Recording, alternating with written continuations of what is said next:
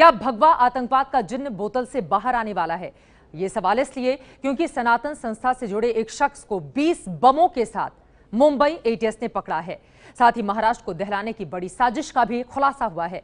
गिरफ्तार आरोपी को 7 दिन की पुलिस हिरासत में भेज दिया गया है।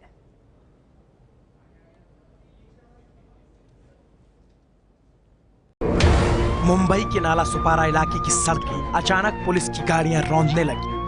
आम लोगों से ज्यादा इलाके में खाकी वर्दी वाले नजर आने लगे। किसी को कुछ समझ आता उससे पहले सादी वर्दी में मुंबई एटीएस की टीम इस घर के अंदर घुस जाती है। ऊपर खड़े लोगों के चेहरे पर हैरानी के भाव के बीच एक शख्स को चेहरा ढककर बाहर ले आती है।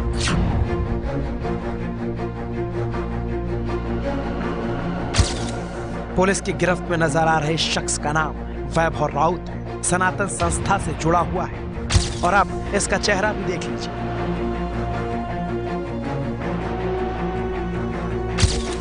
और इस चेहरे से नकाब उतरते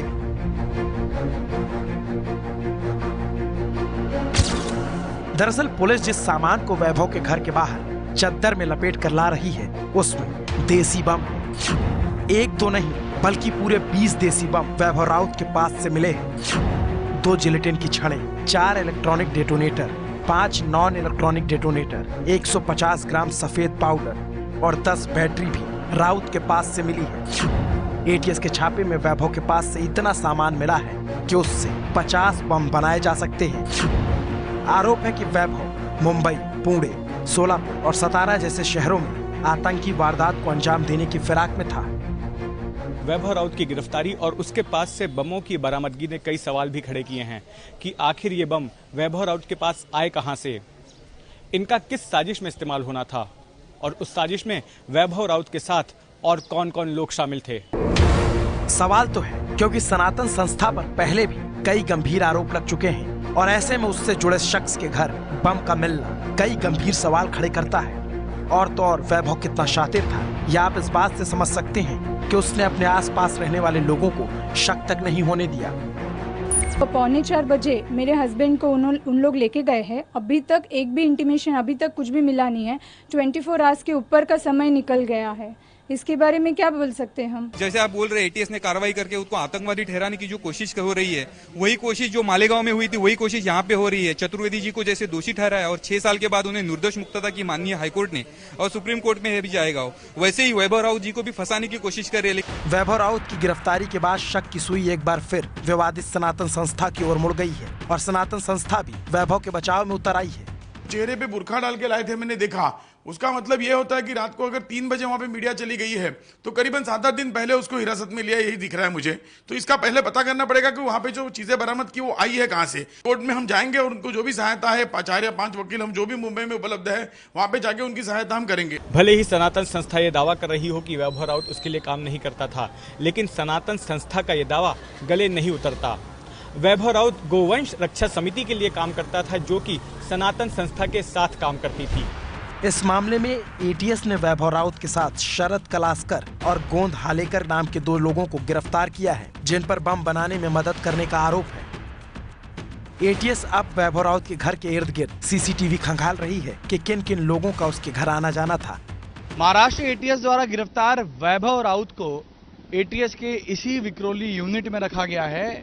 इसी विक्रोली यूनिट में केस भी दर्ज किया गया है और जानकारी यह है कि वैभव राउत से यहाँ पर जो एटीएस के आला अधिकारी हैं, यूनिट इंचार्ज हैं और जिन्होंने ये केस किया है वो पूछताछ कर रहे हैं। जांच के बाद पता चल पाएगा कि वैभव के मंसूबे क्या थे, लेकिन ये तो है कि एक बार फिर से सनातन संस्था शक के घेरे में है और चुनावी मौसम में भगवा आतंकवाद का जिन अगर बोतल से फिर बाहर आ जाए तो कोई हैरानी नहीं होनी चाहिए। मुंबई से जितेंद्र दीक्षित के साथ गणेश ठाकुर की रिपोर्ट।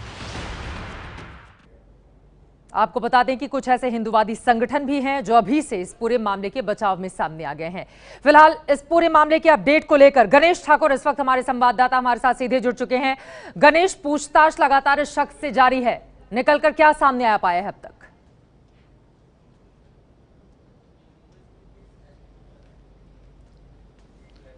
जी देखिए, एटीएस का कहना है कि इन्होंने जो बम बनाए थे, देसी बम, वो लाइव थे और कभी भी इस्तेमाल होने की तैयारी में थे।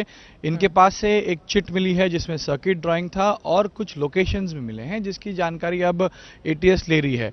5 शहर हैं, 5 इलाके हैं जिसमें पुणे, मुंबई, सातारा, सोलापुर, नालासोपारा, इन 5 जगहों पर टेररिस्ट अटैक करने की तैयारी इनकी थी, ऐसा एटीएस ने कहा है। और एटीएस ने ये भी कहा है कि ये कुछ लोगों के संपर्क में थे जिनके जरिए ये कुछ लिंक्स या उनसे आदेश ले रहे थे। अब ये लोग कौन हैं, किनके कहने पर यह बनाया गया था, बम बनाए गए थे, इनको सारे एक्सप्लोजिव्स, डेटोनेटर्स और जो पूरी सामग्री, एक बड़ी लंबी चौड़ी लिस्ट है जिसमें पॉइजन नाम का एक लिक्विड भी इनके पास मिला है, पाउडर मिले हैं, सर्किट मिले हैं। क्या ये माना जा सकता है और एटीएस के हवाले से यह खबर आप लोगों तक पहुंच पाई है कि ये दायरा और ज्यादा बड़ा हो सकता है? भी आ रहा था जी,